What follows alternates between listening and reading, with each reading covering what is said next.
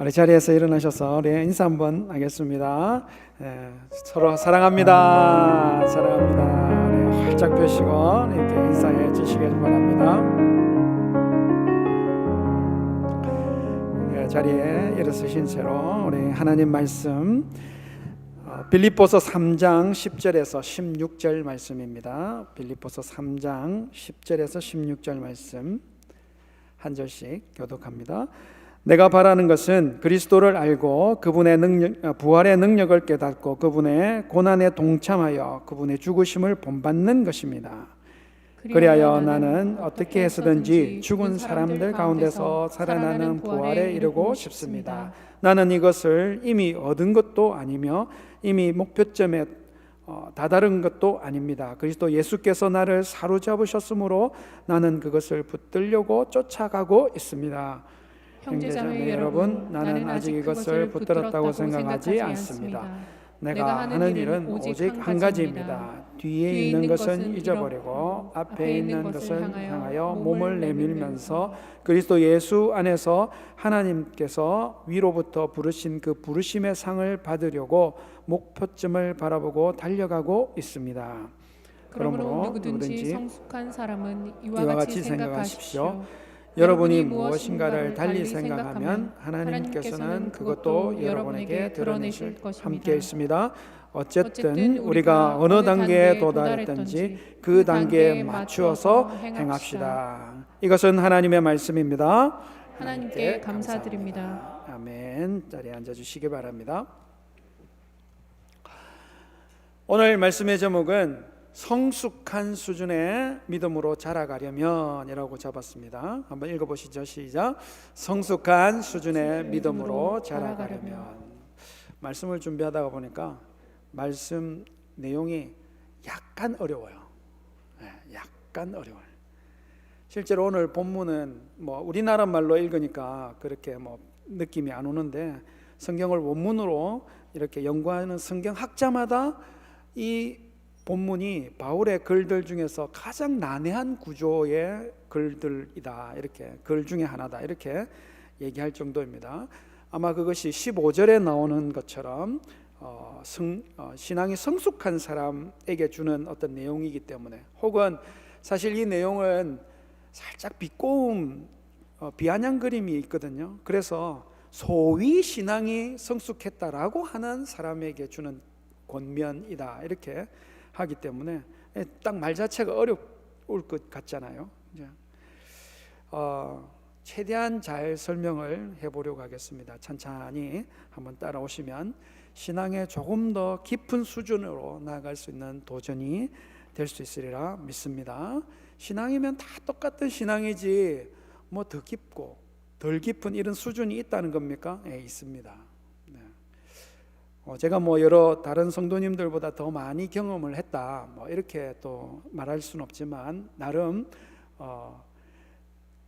기독교 집안에서 태어났고 모태신앙으로서 오래 교회 생활을 했고, 또 세상적으로도 방황했던 경험도 있고, 이제 목사로서 목회자의 눈으로 신앙을 또 보기도 하고, 그렇게 다양한 신앙인들의 모습들을 경험해 왔잖아요.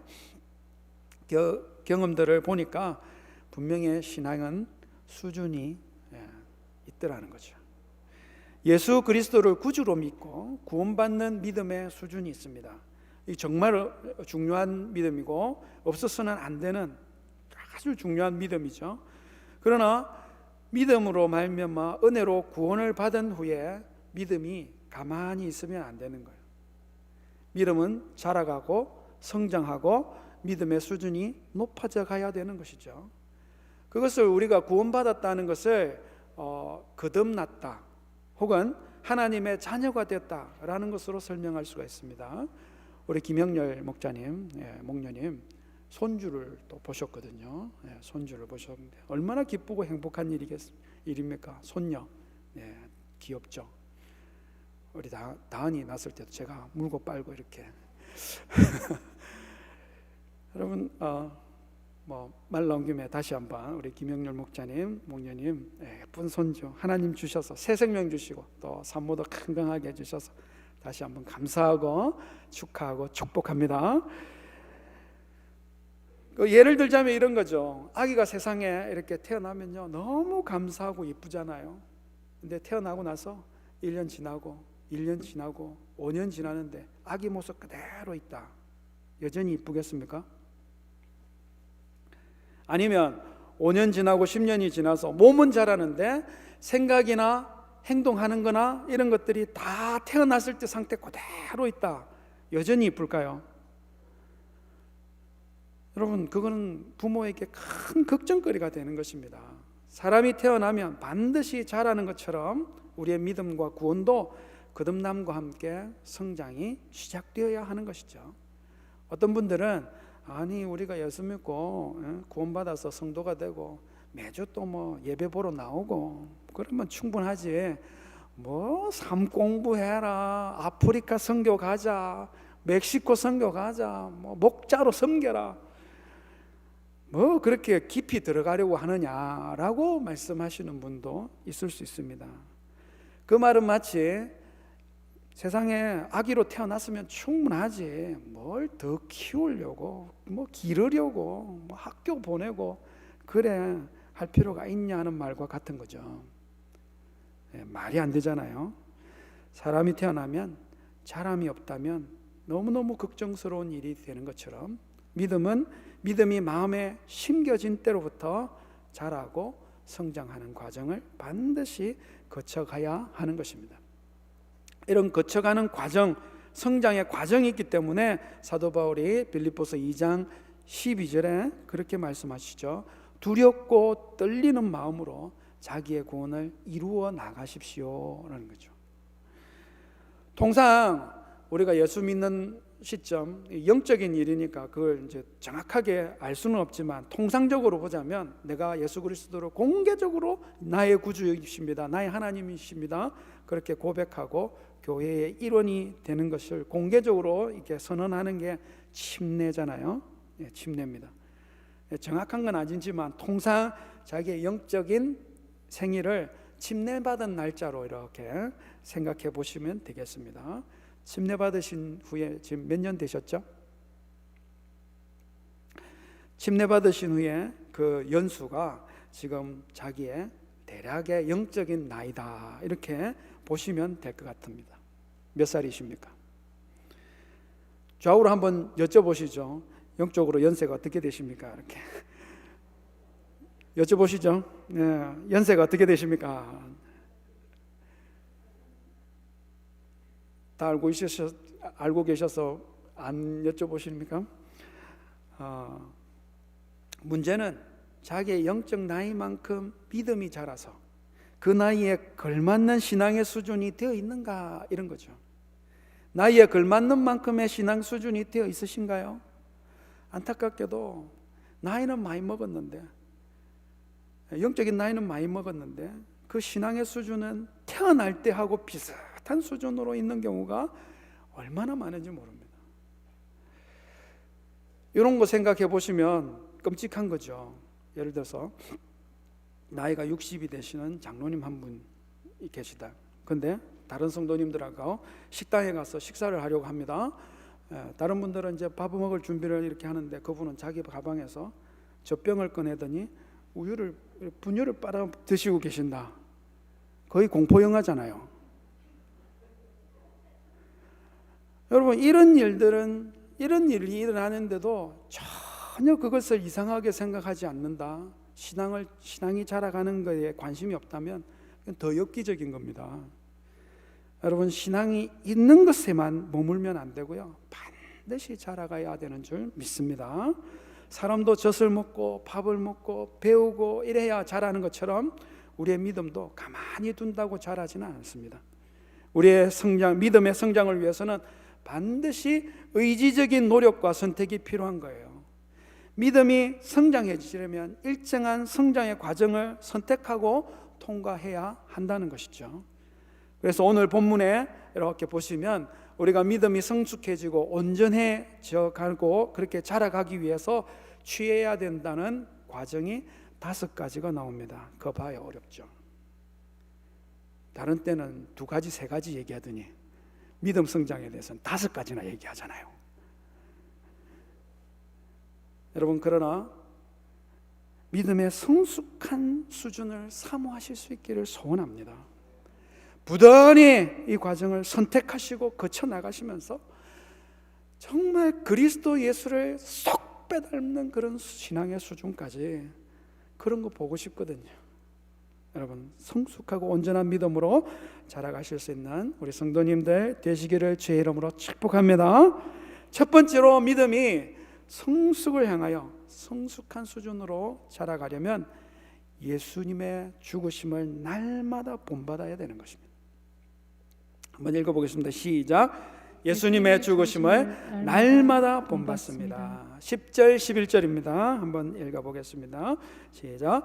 내가 바라는 것은 그리스도를 알고 그분의 부활의 능력을 깨닫고 그분의 고난에 동참하여 그분의 죽으심을 본받는 것입니다. 그리하여 나는 어떻게 해서든지 죽은 자들 가운데서 살아나는 부활에 이르고 싶습니다.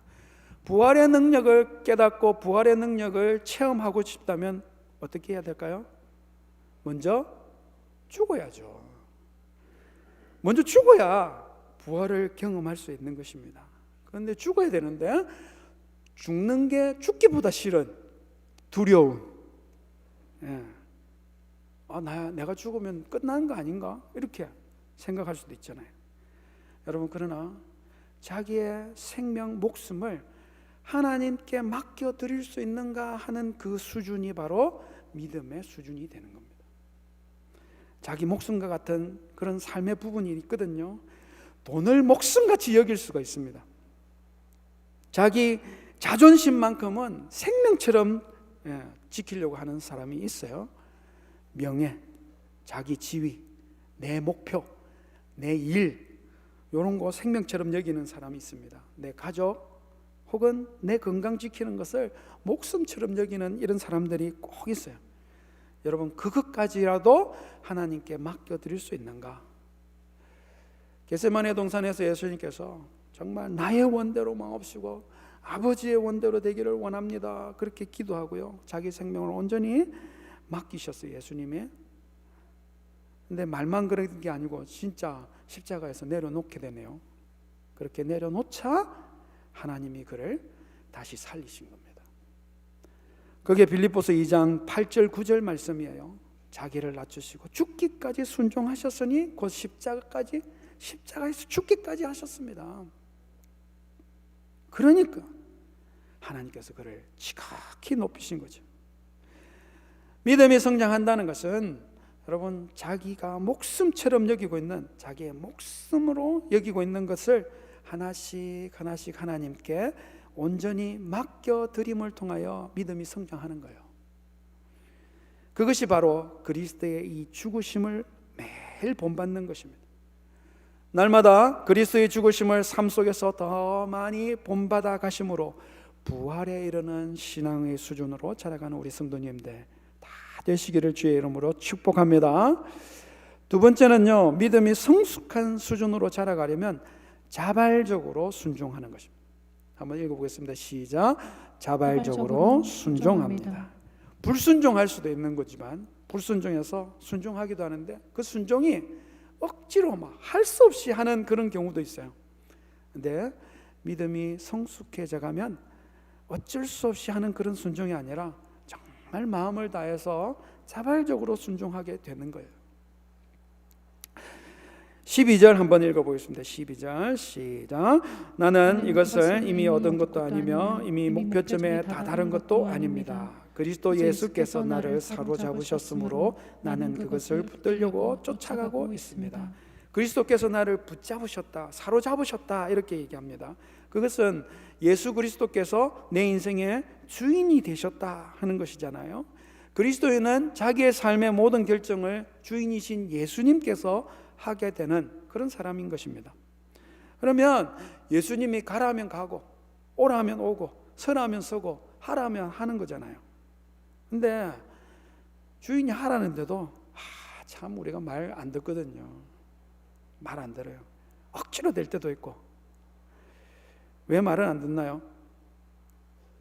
자기가 하고 싶은 게 꼭 있는 거예요. 그러니까 말 안 듣죠. 그러니까 내 하고 싶은 거하고 주인이 하라는 거하고 다르니까 그 말도 다 안 들립니다.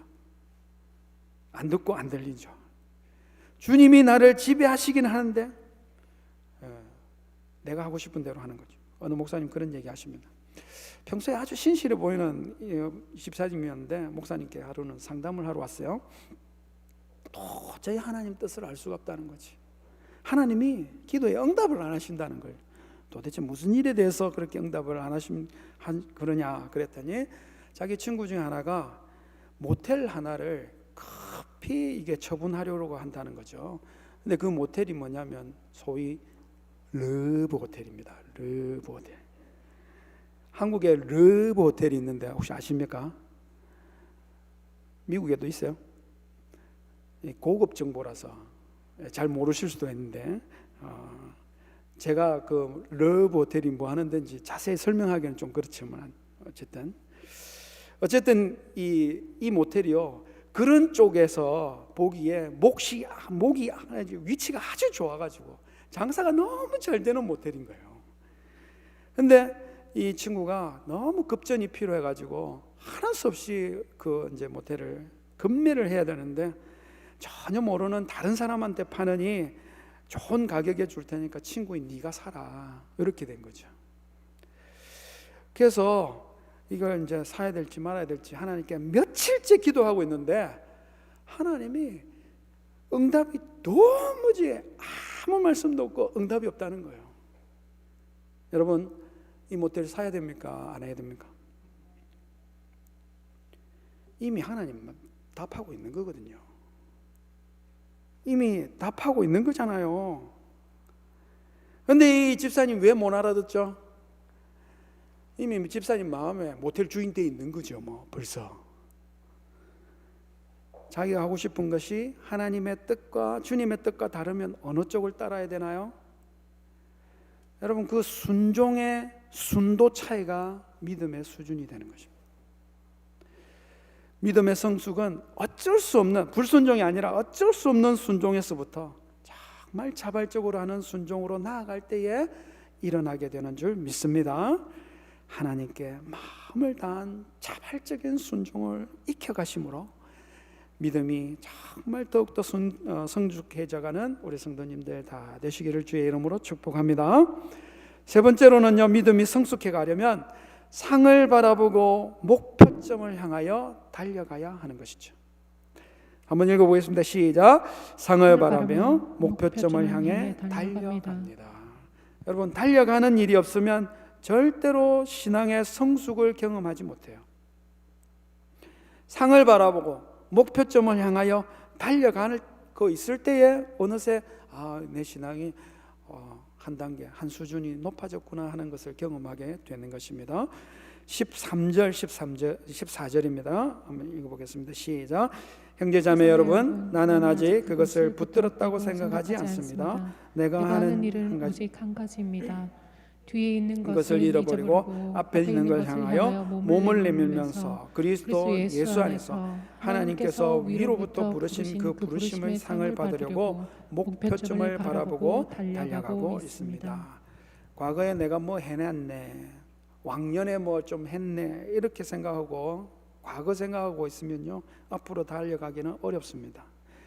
정말 달려갈 길 다 갈 때까지 목표점을 향하여 달려가는 것.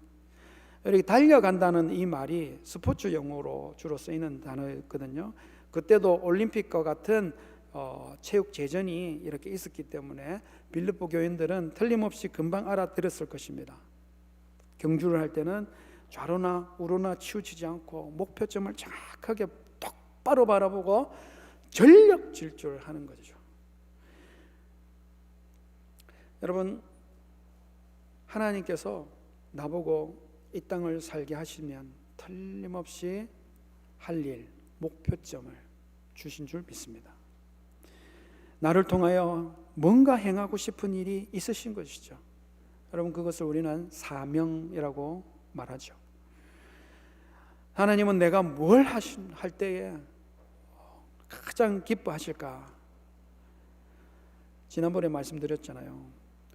엄마가 두부 심부름 시켰더니 나가다가 골목에서 딱지치기 하는 친구들 만나가지고 딱지치기 하는데, 또 딱지치기는 왕이라 동네 딱지 다 따가지고 자랑스럽게 들어와가지고 엄마 동네 딱지 내 다 따왔어요. 그럼 엄마는 뭐라 물으신다고요? 두분호 하나님이 시키신 일, 하나님이 기뻐하시는 일, 하나님이 다른 사람이 아니라 나를 통해서 이 땅 가운데 꼭 하고 싶은 일, 그 일을 붙들고 달려가야 하는 줄 믿습니다.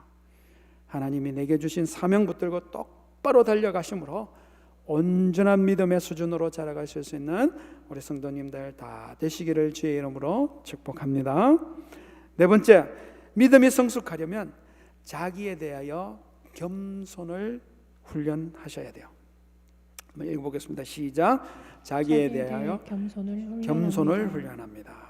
처음부터 절대로 겸손한 사람은 없습니다. 겸손은요, 계속 훈련해서 계속 또 훈련되어서 나타나는 성품이기 때문에 그렇습니다. 15절 한번 읽어보겠습니다. 15절 시작. 그러므로 누구든지 성숙한 사람은 이와 같이 생각하십시오. 여러분이 무엇인가를 달리 생각하면 하나님께서는 그것도 여러분에게 드러내실 것입니다. 누구든지 성숙한 사람은 이같이 생각하라고 합니다. 이같이 생각한다는 것은 앞에 나오는 내용, 그건 자기에 대해서고요. 그 뒤에 나오는 내용은 다른 사람에 대해서입니다. 앞에 나오는 내용이 뭐였나요? 12절에 나오는 것처럼 나는 이것을 얻었다고 생각하지 않아요. 나는 이미 목표점에 다다랐다고 그렇게 생각하지 않아요. 13절에 보니까 나는 아직 붙들었다고 생각지 않아요. 뒤에 있는 것은 잊어버리고 앞에 있는 것은 향하여 달려갈 뿐입니다.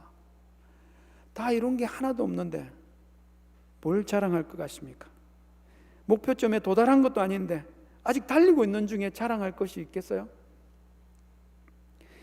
자신에게 대해서 항상 이렇게 생각할 줄 안다는 거죠. 자신에게 대해서 이미 얻은 것도 아닙니다. 이미 목표점에 다다른 것도 아닙니다. 뒤에 있는 것은 있는 중입니다. 앞에 있는 것을 붙잡으려고 달려가는 것입니다.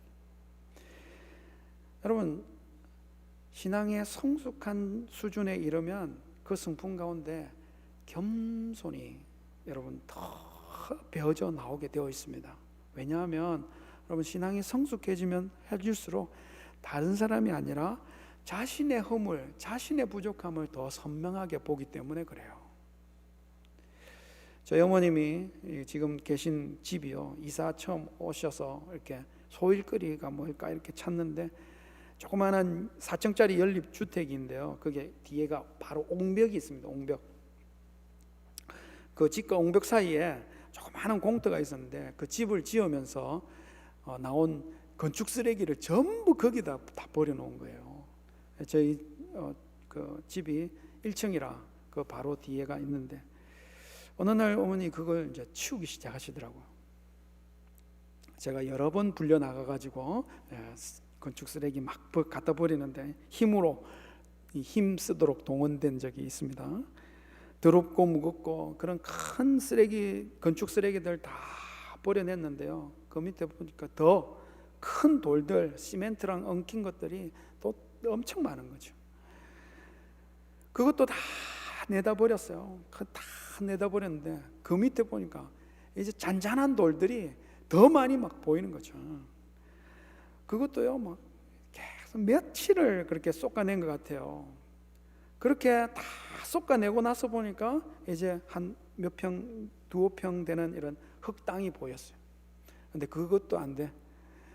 이모님이 그 방앗간을 하셨습니다. 방앗간을 하셔가지고 참기름 짜고 나면 깻묵이 나오거든요. 깻묵 좀 받아오라고 그래가지고 깻묵을 받아와가지고 그걸 이렇게 땅에 썩더라고요. 썩고 나니까 거기다 상추, 뭐 깻잎, 고추 이런 거 심으셨어요. 얼마 안 돼서 싱싱한 채소를 먹게 된 거죠. 우리의 겸손 가운데서 일어나는 신앙의 성숙도 이와 같은 거죠. 여러분, 내 안에 있는 무겁고 더러운 그런 건축 쓰레기 같은 거 다 드러낸다고 끝이 아니에요. 그 밑에 보면요, 큰 돌덩이 같은 그런 묵직한 악한 것들이 더 많이 있습니다. 여러분, 그거 다 끄집어내고 다 버린다고 해서 끝이 아니에요. 그 밑에 보면요, 더 작은 선명한 죄들, 허물들, 연약들이 더 많아요. 그것들도 막 다 쏟아낸다고 해도 보니까 여전히 말씀을 행해낼 힘이 없는 자기의 연약한 모습들, 그런 모습들에 고뇌하고 번민하면서 그렇게 하나님 앞에 나아갈 때에 하나님께서 은혜와 말씀을 주시며 여러분 믿음의 열매를 맺혀낼 수 있게 해주는 줄 믿습니다. 신앙 성숙은 그렇게 일어나는 거거든요. 날마다 겸손을 훈련하시고 열매 맺을 수 있는 믿음의 수준으로 성장해 가시는 우리 성도님들 다 되시기를 주의 이름으로 축복합니다. 마지막으로, 벌써 마지막까지 왔잖아요. 5번째, 믿음이 성숙해 가려면요, 다른 사람에 대해서는 관용을 연습해야 합니다. 한번 읽어보겠습니다. 시작. 다른 사람에 대하여 관용을 연습해야 됩니다. 자기에게 대해서는요, 겸손을 훈련하고 다른 사람에게 대해서는 관용과 관대하게 대할 수 있는 마음이죠. 15절 16절을 읽어보겠습니다. 시작. 그러므로 누구든지 성숙한 사람은 이와 같이 생각하십시오. 여러분이 무엇인가를 달리 생각하면 하나님께서는 그것도 여러분에게 드러내실 것입니다. 어쨌든 우리가 어느 단계에 도달했든지 그 단계에 맞춰서 행합시다. 여러분, 믿음의 성숙한 단계에 이른 사람은 다른 사람에게 대하여 이렇게 관대하고 관용할 줄 알게 되는 것이죠. 사도 바울이 여러분이 무언가를 달리 생각한다면 이라고 얘기하고 있어요. 얼마든지 다른 사람이 나랑 다르게 생각할 수 있거든요. 내가 나랑 생각이 이렇게 다르면 여러분 그가 틀린 겁니까? 그렇지 않아요. 여러분, 나와 달리 생각하는 것에 대해서 막 내가 안타깝고 내가 고쳐줘야 되겠고 내가 바로 잡아줘야 되겠고 그렇나요? 여러분, 신앙이 성숙해 가면 오히려 내 눈에 들보가 있고 그의 눈에 그냥 티가 있다라는 생각을 하게 되고 나와 다른 사람에 대해서 관용을 연습해야 된다는 사실을 알게 되는 거죠. 그것은 나를 판단하시는 분도 하나님이시고 그를 판단하시는 분도 하나님이시라는 절대적인 믿음에 근거한 겁니다. 그래서 하나님께서는 그것도 여러분에게 드러내실 것입니다 라고 말하고 있는 거죠. 나와 달리 생각하는 사람에게 대하여 내 판단과 내 반응을 하나님께 맡겨드릴 수 있는 그 정도가 믿음의 수준이 되는 것이죠. 나와 달리 생각하는 사람까지 너그러이 관용함을 배우심으로 신앙의 성숙한 수준까지 자라가실 수 있는 우리 성도님들 다 되시기를 주의 이름으로 축복합니다. 다 말씀드렸습니다. 어떻게 하면 신앙의 수준이 성장하고 성숙해져 갈 수 있다고요?